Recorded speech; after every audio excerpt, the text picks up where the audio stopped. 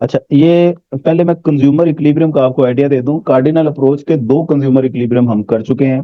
Consumer equilibrium मतलब satisfaction जिस point पे मैक्सिमम हो, उसे कंज्यूमर इक्विलिब्रियम बोलते हैं। एक law of diminishing marginal utility हमने कर लिया है, एक लॉ ऑफ इक्वी मार्जिनल। इन दोनों ने हमें सिखा दिया कि कैसे कंज्यूमर अपनी सेटिस्फेक्शन मैक्सिमाइज कर सकता है। तीसरा था ऑर्डिनल अप्रोच। ऑर्डिनल अप्रोच, जिस वक्त हम यूटिलिटी को मेजर ही नहीं कर सकते तो कैसे पता चलेगा सेटिस्फेक्शन मैक्सिमम किस पॉइंट पे होती है।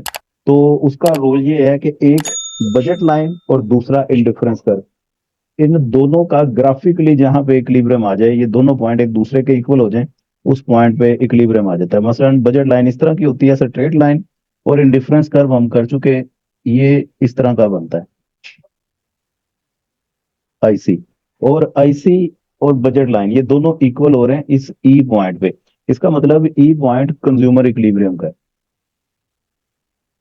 कंज्यूमर इक्विलिब्रियम ये वो पॉइंट है जो कंज्यूमर को मैक्सिमम सेटिस्फेक्शन दे रहा है। तो सेटिस्फेक्शन मैक्सिमम का, ये कंज्यूमर इक्विलिब्रियम का रूल याद रहेगा आपको, जहां पे बजट लाइन और इंडिफरेंस कर्व एक दूसरे के बराबर हो जाए।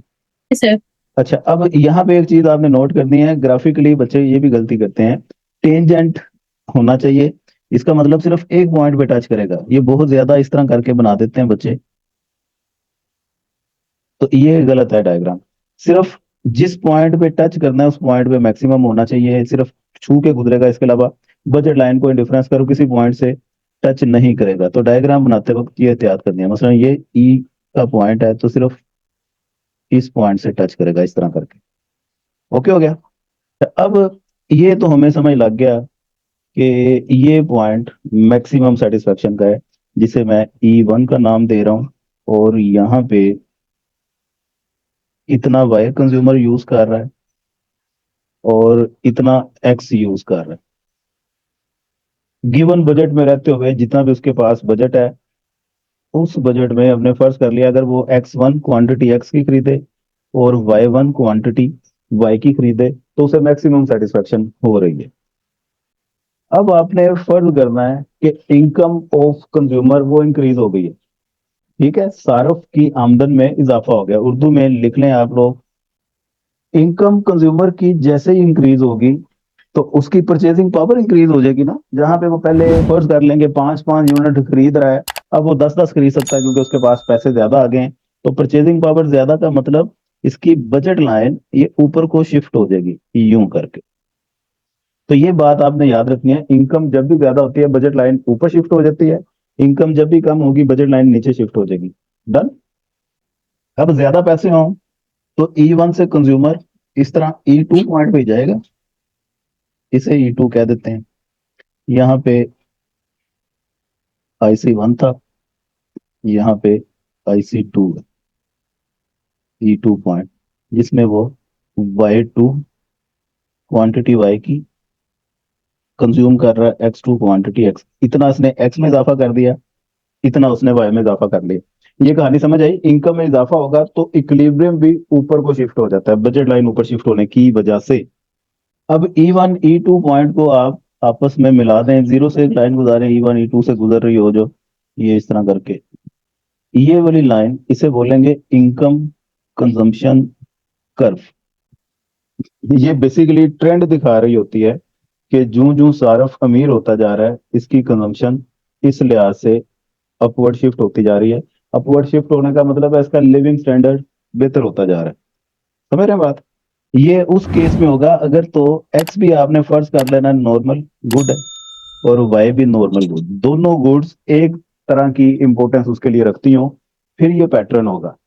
लेकिन अगर इन दोनों में से कोई एक भी नॉर्मल ना हुई, एक इंफीरियर हुई एक सुपीरियर हुई, तो फिर कंज्यूमर जो जो अमीर होगा उसका पैटर्न इस तरह नहीं होगा, वो चेंज होगा। इसके ऊपर हेडिंग दे दें in case of normal good, जल्दी करें ये फिर मैं डायग्राम मिटाने लगा।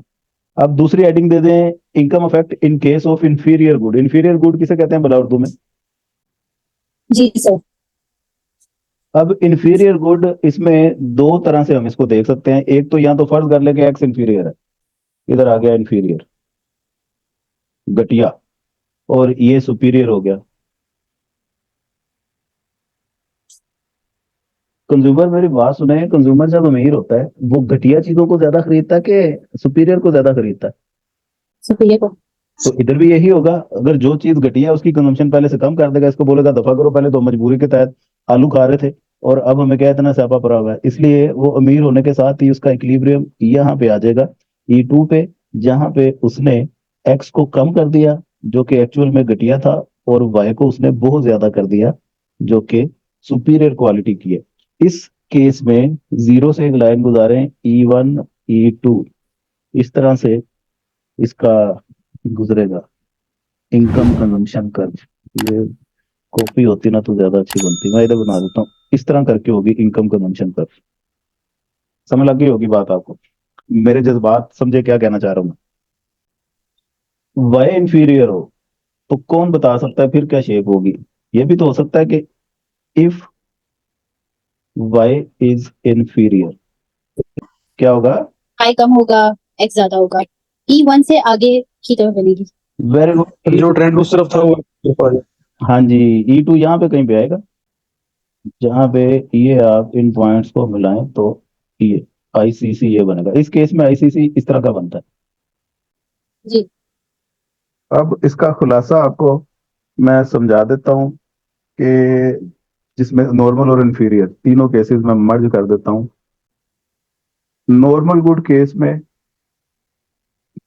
आईसीसी ये होता है, इन्फीरियर गुड केस में आईसीसी ये होता है, और जब आपका वाई इन्फीरियर हो तो आईसीसी ये होता है नॉर्मल में। ये ओके हो गया।